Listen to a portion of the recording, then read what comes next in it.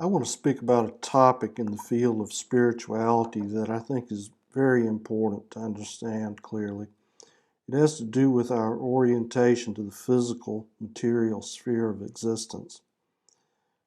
We know that during the time of Siddhartha Gautama, the Buddha, in northern India, there were forest dwellers who were practicing ascetic spiritual disciplines. Siddhartha himself studied with one of these men upon leaving the palace and practiced extreme austerities for 7 years, the tradition tells us. It's said that he had starved himself and was only skin and bones when he finally accepted some rice milk and concluded that the ascetic path was not getting him any closer to finding the way out of suffering. I believe that his fellow ascetics also knew that it didn't work, but they just thought it was because they weren't trying hard enough. Siddhartha went on to become enlightened soon after this incident.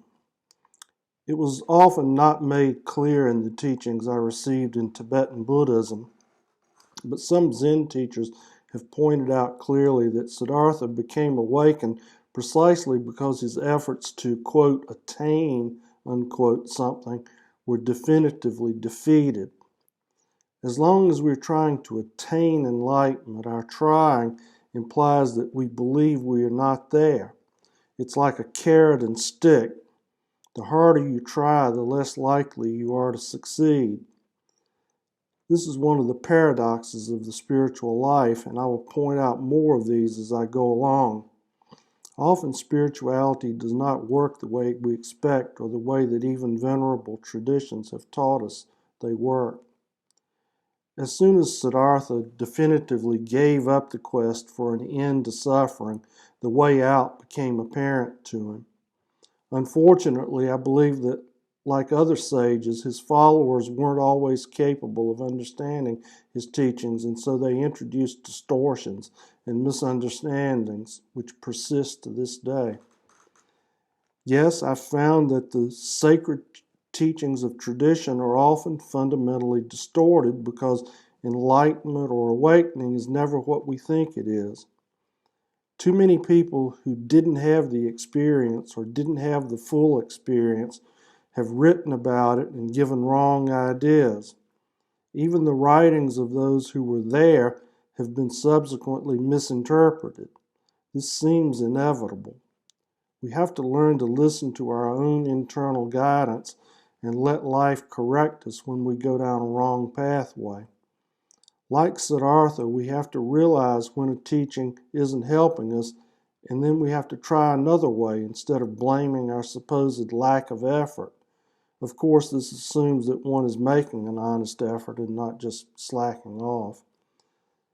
Mahayana Buddhism has a teaching called the middle way. This teaching is sometimes partially explained as a middle way between asceticism and self-indulgence. The middle way teachings consciously talk about the need to avoid extremes.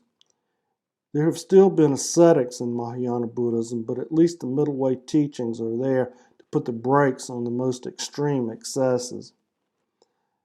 Now I'd like to talk about how attitudes toward the body and its relationship to spirituality in the Christian and pre-Christian world, just like in the early centuries of the Axial Age in India, also in Greece, there arose a negative attitude toward the body in philosophers like Socrates and Plato. In the Phaedo, Socrates says that the true philosopher holds himself aloof from the body as much as possible. There are also many other places in Plato's dialogues where this negative evaluation of the body is apparent. The assumption in Greece and India seems to be that somehow being incarnate is the source of spiritual delusion. After the transition from the Bronze Age to the Iron Age, circa 1100 to 800 BCE, very roughly, the development of alphabets and increased literacy in writing helped to make people much more conscious of how much error there was in their thinking. With writing, they could look at their thoughts and realize, for instance, how much inconsistency and error their thoughts contained, Also, they were more able to correct themselves. They began to realize that phenomena like war were not just a natural part of life, but were actually due to human failings, for example. So this heightened realization of delusion and error led to the development of the great religious traditions in which it was taught that there was some kind of primordial error or delusion at work in the human condition.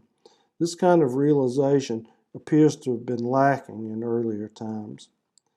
It seems that there was some widespread intuition that being in a body was somehow a source of delusion.